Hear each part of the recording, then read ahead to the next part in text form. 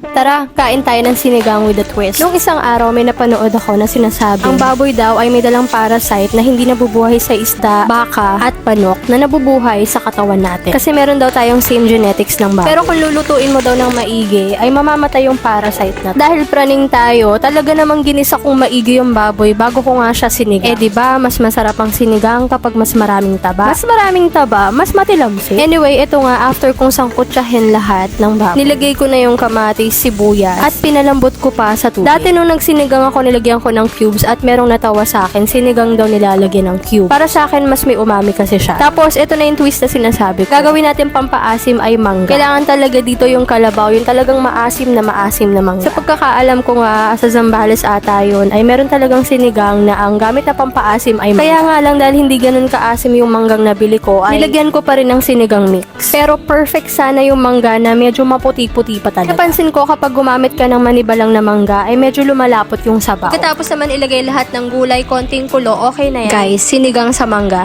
Tara kain!